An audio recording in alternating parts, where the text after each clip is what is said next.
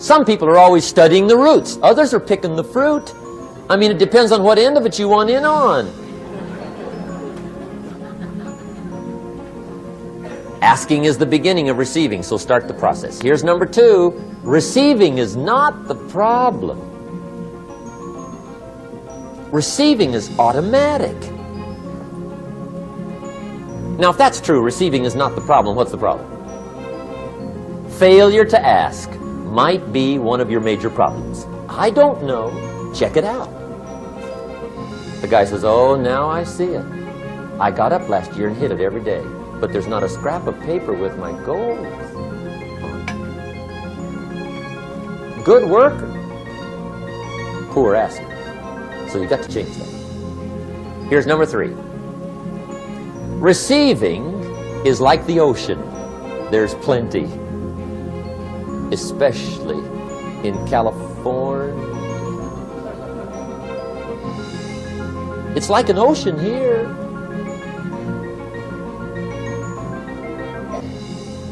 Success is not in short supply.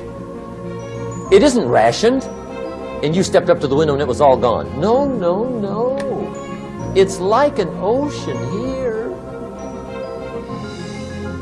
Now, if that's true, what's the problem? Well, some people go to the ocean with a teaspoon. Have you got the picture?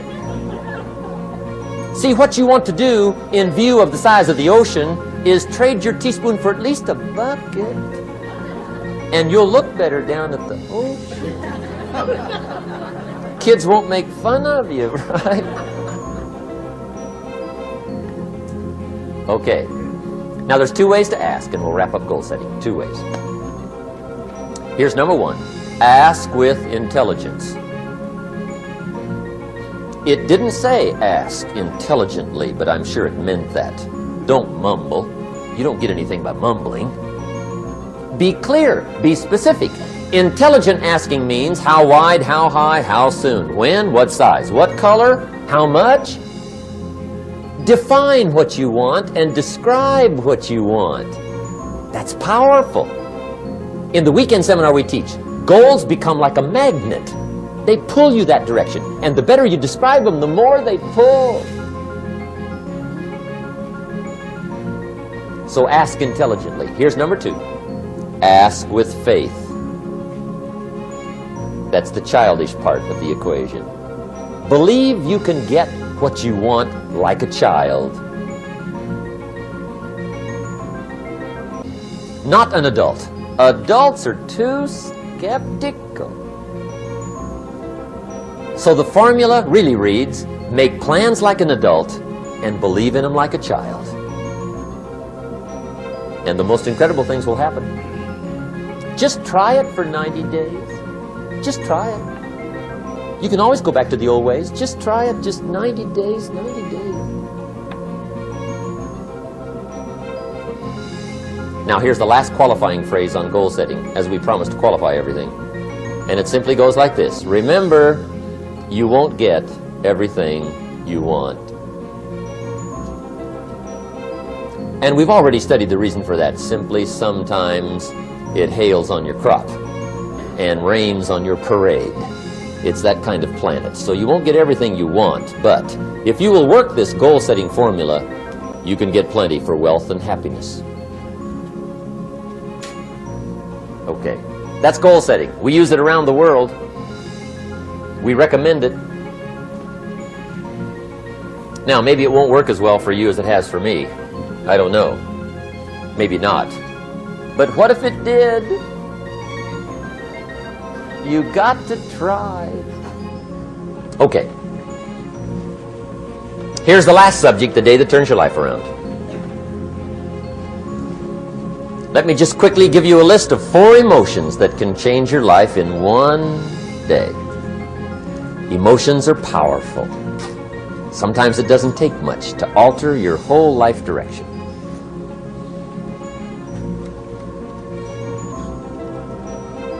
Okay, here they are. Number 1, disgust. Powerful emotion. Disgust says, I have had it. See, that could be the day. The day you can say, I've had it. And whether you've had it with something small or something major, the day you can say, I've had it, may not be the day it ends, but the day it begins. That's what I said when that little Girl Scout left my door when I'm 25. I give her the big lie, she leaves, I say, I don't want to live like this anymore. I've had it with lying and being broke. Powerful day. The man's finally had it with mediocrity. He's had it with being a loser. He's finally had it with those awful sick feelings inside, knowing his wife is at the grocery store looking at 2 cans of beans, one marked 37 cents, one marked 39 cents. And the guy sick inside knows his wife's going to buy the 37-cent can, and she doesn't even like the brand. Do you know why she's going to buy the 37-cent can? To save 2 cents. The guy sick inside finally says, I've had it. Being on my knees in the dust looking for pennies? We're not living like this anymore.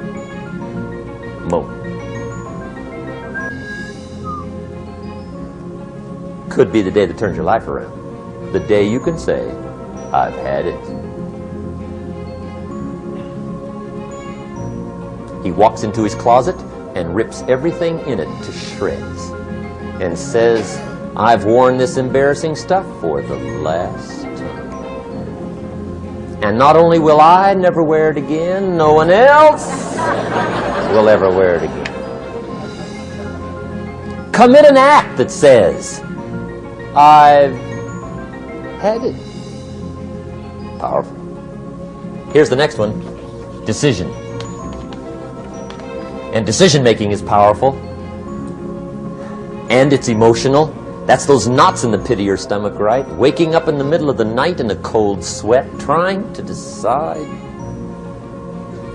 We sometimes call it inner civil war. What shall I do? Well, for progress, you must decide. The best advice I can give you came from a wealthy friend of mine who said, if it's easy, do it easy. If it's hard, do it hard. Just get it done. If you went home tonight and in the next few days cleaned up a whole list of decisions, that might furnish enough inspiration for the next 10 years.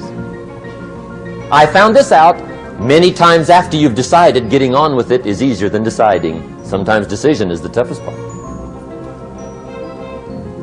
Here's the next emotion, desire, wanting to bad enough. And I don't know how to tell you to want to. That's something you've got to come up with.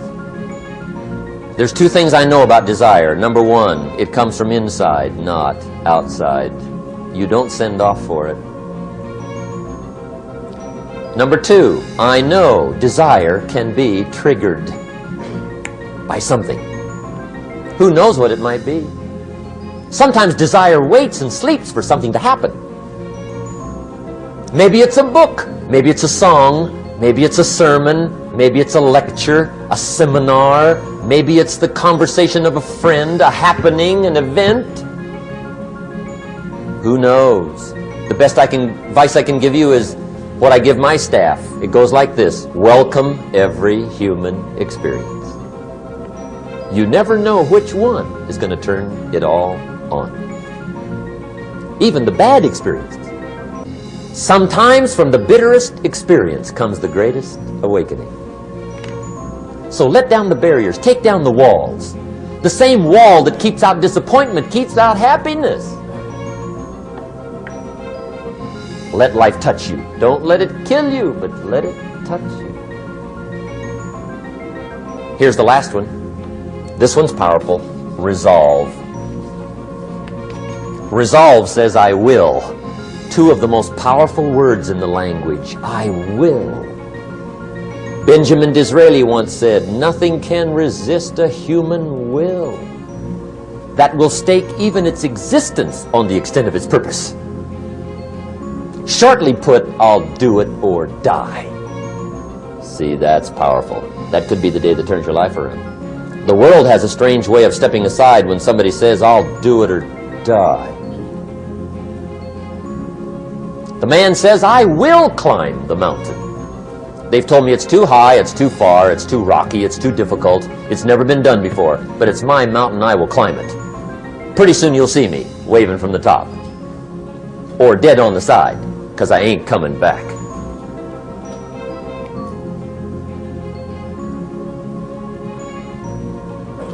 The best definition I ever got from the word resolve came from a little junior high girl in Foster City, California, up north. I'm talking to the junior high kids one day. I love to ask kids definitions. They come up with beauties. I got to the word resolve and I asked, who can tell me what resolve means? And I got several hands, and they were all pretty good, but the last one was the best. Little girl, about 3 rows back, held up her hand. She said, Mr. Rohn, I think I know what resolve means. I said, darling, what do you think it means? She said, I think it means promising yourself you will never give up. I said, that's it. Webster, stand aside. That is the definition. Promise yourself you will never give up. I asked the kids, how long should a baby try to learn how to walk? How long? How long would you give your average baby before you shut him off? How long? See, any mother in the world would say, you're crazy. My baby's going to keep trying until it learns how to walk. What a magic formula. Now let me show you what triggers all emotions into activity that brings results. And results is the name of the game. Here it is. Action. Finally, you must do something about how you feel. Jesus, the master teacher, said, don't just be listeners, be doers. The world admires the doers. Whatever it takes to get you to try harder, read more, set your goals, and go for it. Here's the next attitude disease. Overcaution. Some people never will have much. They're too cautious. Now, you can also be too reckless, but you can also be too cautious. This is called the timid approach to life. And my caution was always the risk. Risk used to drive me right up the wall. I used to say, what if this happens? It's called the language of the poor. What if this happens? And on top of that, if this was to happen, look at the fix I'd be in. I better not try. I could always ace myself out. Then I'll tell you what changed my whole life when I finally discovered it's all risky. The minute you were born, it got risky. If you think trying is risky, wait till they hand you the bill for not trying. If you think investing is risky, wait till you get the tab for not investing. See, it's all risky. Getting married is risky. Having children is risky. Going into business is risky. Investing your money is risky. It's all risky. I'll tell you how risky life is. You're not going to get out alive. That's risky. The Englishman says, well, if that's the way it's going to work out, let's give it a go. Right, that's what it's for. Give it a go. Somebody says, yeah, but I'm looking for safety and security. Fine, then huddle in a corner. We'll cover you with a sheet, bring you 3 meals a day. And we'll protect you, feed you, look after you, care for you. We won't let anything happen to you. And you'll probably live to be 100. The guy said, well, yeah, I'd live to be 100. But what a way to live. Right. What a way to live, safe and secure. Don't ask for security. Ask for adventure. Better to live 30 years full of adventure than 100 years safe in the corner. And see, it's not important how long you live. What's important is how you live.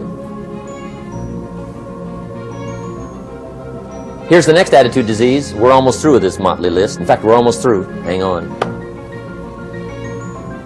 The next one is pessimism. Pessimism, the deadly disease of always looking on the bad side, the problem side, the difficult side, checking all the reasons why it can't be done. The poor pessimist leads an ugly life. He doesn't try to figure out what's right. He tries to figure out what's wrong. He doesn't look for virtue. He looks for faults. And when he finds them, he's delighted. How ugly. This is the poor guy who looks through the window, doesn't see the sunset. He sees the specks on the window.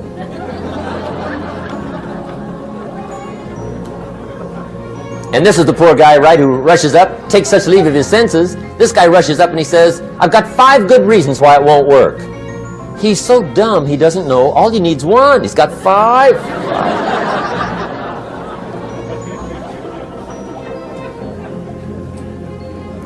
To the pessimist, the glass is always half empty. To the optimist, the glass is half full. Why would the same measure affect people 2 different ways? Answer, it all depends on how you look at it. Our lives are mostly affected by the way we think things are, not the way they are. The way we think they are affects us most. There's a subject we don't have time to get into tonight called better thinking habits. One of the major things Shove taught me when I met him, he said, poor thinking habits keeps most people poor. Not poor working habits. Most people work hard, but they don't think hard. And Shove taught me that the mind is like a factory, a mental factory. And whatever you think about all day long pours ingredients into this mental factory. And that's what builds the economic, social, financial fabric of your life. He quoted me a Bible phrase that says, as you think, so you become. How awesome. When he talked about poor thinking habits, he had me. I used to start the day reading the morning newspaper. I mean, you can believe that or not. I'd get a cup of coffee and read the paper. I'd load up on wars and riots and murders and stabbings and killings and bank robberies and muggings and car wrecks and tragedies. I'd even read the back pages. I seem to like that stuff for some weird reason. I'd load up on all that, and then I'd start the day. You can imagine the kind of days I used to have. You walk around on your financial knees. They call you economic peewee.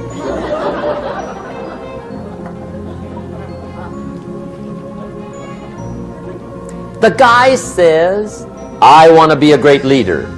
Wonderful. The first thing we do is follow him to his house. When we get there, we walk in and check his library, number 1. Somebody says, well, why check his library? The reason is because what a man reads pours massive ingredients into his mental factory, and the fabric of his life is built from those ingredients. You would not believe what some people have got in their house to read. You would not believe. One of the best dressed up words I know for a lot of it is trash. Can you imagine dumping a barrel of trash into this mental factory every day and coming out with a rich, dynamic, positive life? It can't be done. You might as well try making a cake with cement. The kids back in Danbury, Connecticut, high school, they're asking me questions one day. I'm talking to the kids. Kids got good questions these days. One of them said to me, Mr. Rohn, how do you build the good life? I said, it's simple. It's not easy, but it's simple. Here's how you build anything. Select the right ingredients, keep out the wrong ingredients, and it starts with thought. Everything starts with thought. So you must be wise and careful what you think about, because that starts everything. You got to be wise and careful. I asked the kids, what would happen if somebody dropped sugar in my coffee? They said, well, you'd be okay. I said, what if somebody dropped strychnine in my coffee? They said, well, you'd be dead. I said, correct. Lesson 1. Life is both sugar and strychnine. You gotta be careful. I said, what if my worst enemy drops in the sugar? They said, will you be okay? I said, what if my best friend, even by accident, drops in the strychnine? They said, well, you'd be dead. I said, correct. Lesson 2, watch your coffee.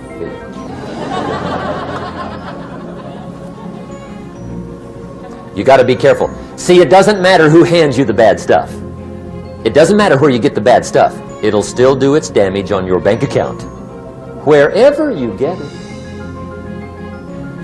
Mr. Schoaf gave me one of the greatest phrases when I first met him when he said, Jim, every day stand guard at the door of your mind. How important. Stand guard at the door of your mind.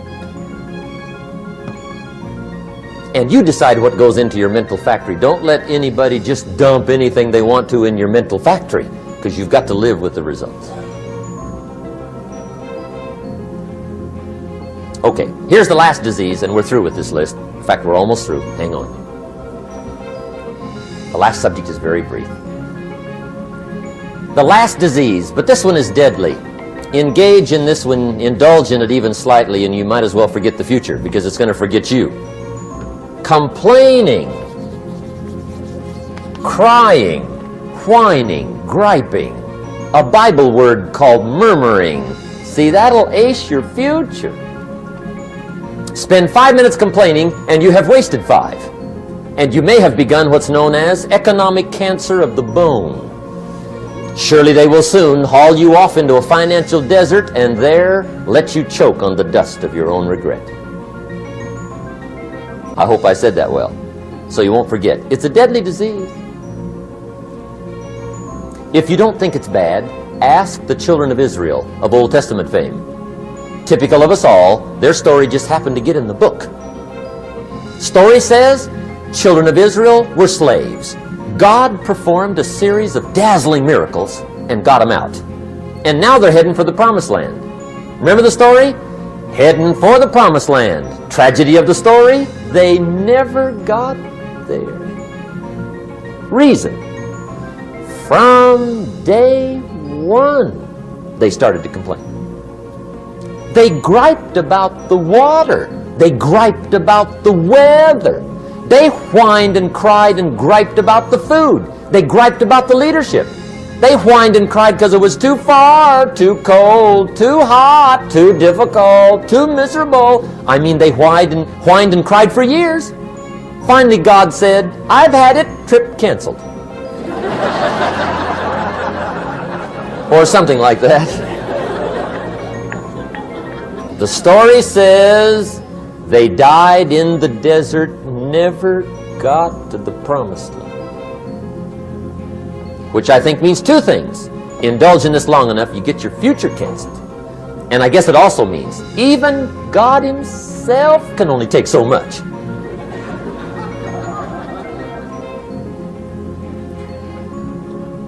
Okay. Just be on the lookout of the things that can destroy all the good you start. The war is on. And this evening, tomorrow, mentally, personally, socially, economically, you got to make sure you're winning the war. And this is part of it.